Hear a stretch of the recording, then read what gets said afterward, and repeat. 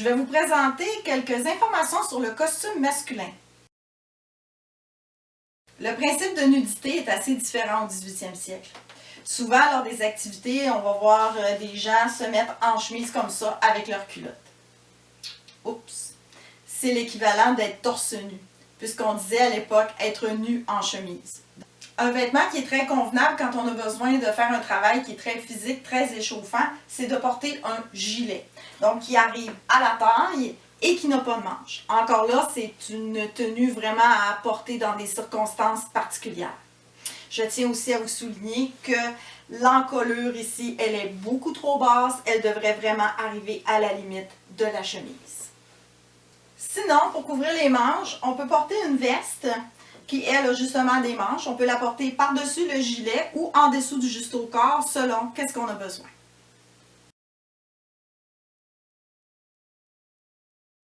La veste, un vêtement de corps avec des basques, des manches et qui peut être boutonné soit jusqu'en bas ou jusqu'à la taille. Au niveau du dos, c'est simplement droit.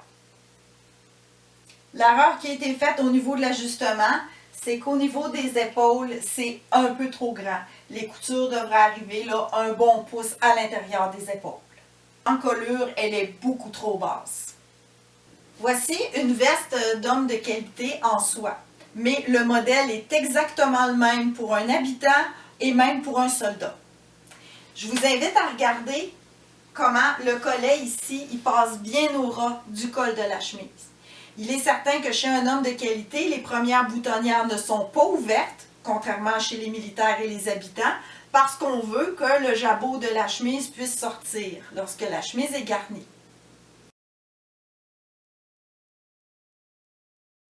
Contrairement à la veste de tout à l'heure, ici les coutures sont bien positionnées sur le rond de l'épaule. Même chose à l'arrière. On a un bouton fonctionnel, mais qui va être détaché lorsque la chemise est garnie afin que la manchette qui est dans la fourchette puisse sortir par la fourchette de la veste. On a ici un autre modèle de veste qui est un petit peu passé date. Peut-être plus des années 30, 1730, 1720. Voyez-vous, la veste, elle est très longue et le boutonnage est jusqu'en bas. Quelque chose d'intéressant, autant à l'époque qu'aujourd'hui, souvent les tissus de soie à motifs vont être assez dispendieux. Alors, ce qu'on faisait, c'est qu'on mettait le bout de manche qui était dissimulé dans le juste au corps, ainsi que le dos pouvait être mis en lin grège, un tissu vraiment là, pas cher, pour que les parties du vêtement qui sont visibles lorsque l'on porte le juste au corps, soit le devant et oui, le petit fameux bout de manche, soit dans le beau tissu plus dispendieux.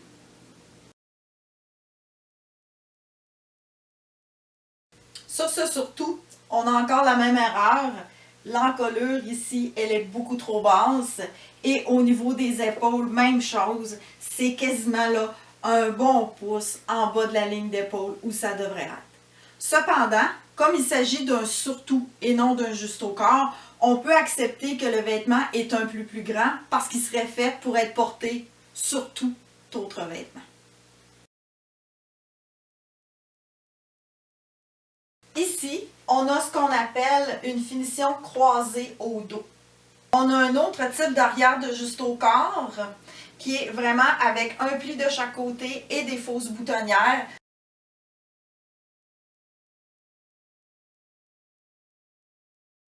Au tout début du 18e siècle, dans les années 1720-1730, il y a toujours des boutonnières jusqu'en bas, au devant du juste au corps. Progressivement, rendu dans les années 40, 50, 60, on va commencer à arrêter les boutons à la taille.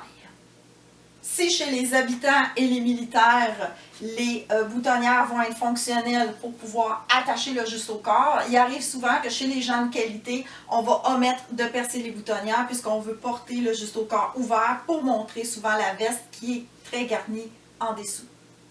Le devant du juste au corps n'est pas tout à fait droit. Vous voyez ici, il y a une légère courbe. Le droit fil est ici et puis ça tourne légèrement vers le haut. Par contre, il faut faire attention. Plus le siècle avance, plus la courbe s'accentue. Donc, quand on parle du milieu du siècle, elle doit être vraiment légère.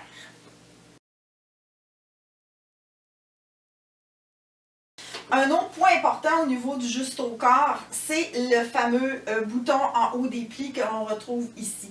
C'est très important de le mettre simplement un peu en bas de la taille naturelle. Alors voyez-vous mon mannequin, en ce moment, sa taille naturelle, elle est vraiment là, juste en haut ici. Ce qui fait que lorsque, par exemple, vous êtes un militaire et que vous portez un ceinturon, le ceinturon n'embarquera pas par-dessus le bouton, pire en dessous, et ne sera pas non plus trop haut. Il va vraiment venir s'appuyer sur cette partie-là du vêtement.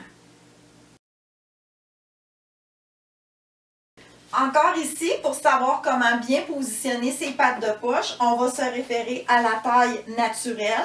Donc, on a notre bouton ici et voyez-vous, la patte de poche, elle est 1 ou 2 doigts en bas de la hauteur des plis. Les plis, quand je parle des plis, c'est ça ici. Donc, on retrouve 2 boutons et une belle aisance.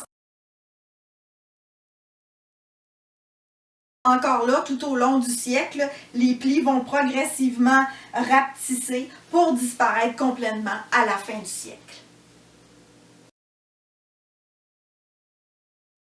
Pour s'assurer d'avoir un juste au corps qui n'est pas trop long ni trop court, vous pouvez vous mettre à genoux et il doit avoir une distance de quelques doigts entre le bas du juste au corps et le sol. Un détail important au niveau des manches que l'on doit retrouver chez les gens de qualité, chez les soldats, chez les habitants, c'est les longueurs de manches. Alors, normalement, on a la manche de chemise, la manche de veste et le juste au corps, vraiment, 1, 2, 3. Trop souvent, on voit les manches de juste au corps qui vont descendre très très bas, presque jusqu'à la jointure du pouce. Il faut vraiment éviter ça.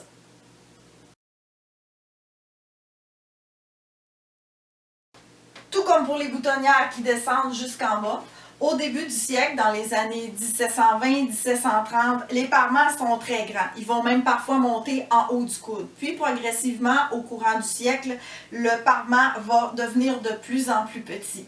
Ici, on a un exemple qui fait très bien pour les années 1740-1760, mais passé 60, on va vraiment parfois avoir des tout petits parements qui peuvent être là, coupés là, quasiment comme ça et qui vont vraiment réduire aussi en grandeur.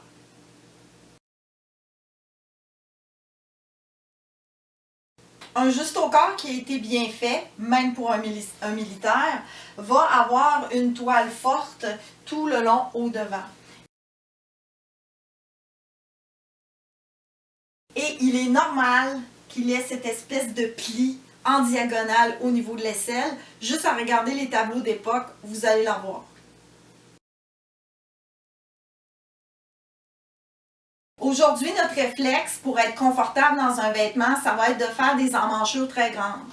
Alors qu'au 18e siècle, c'est le contraire. Les emmanchures sont très très près de l'aisselle. Et si vous regardez, même quand mon mannequin lève les bras, ça ne fait pas comme dans les vêtements modernes, l'épaule reste bien plane parce que c'est bien moulé au corps de la personne qui porte le vêtement.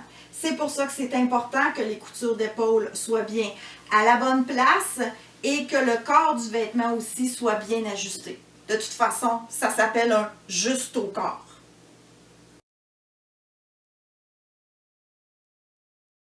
Quand je vous parlais des changements de mode, c'est sûr que tout n'est pas coupé au couteau. Mais il y a des choses qui peuvent des fois difficilement s'agencer ensemble. Comme par exemple, quand la mode des derrières de juste au corps croisés va arriver, les boutonnières qui descendent en bas de la taille, ça commence à passer. Donc, ça serait difficile de mettre les deux ensemble. Si on met des boutonnières jusqu'en bas, il faut absolument aller faire le fameux pli comme ça et non le croiser à l'arrière. Particulièrement important pour les militaires parce qu'on a vraiment des prescriptions à ce niveau-là dans les ordonnances. Plus l'habit est chic, plus il va être dans les mêmes tissus pour les 3 pièces. Alors, par exemple, on peut avoir seulement la veste et la culotte et le juste au corps dans un autre tissu. Mais on peut aussi avoir les 3 pièces. Présentement, le juste au corps est en finalisation, donc ça vous donne une idée.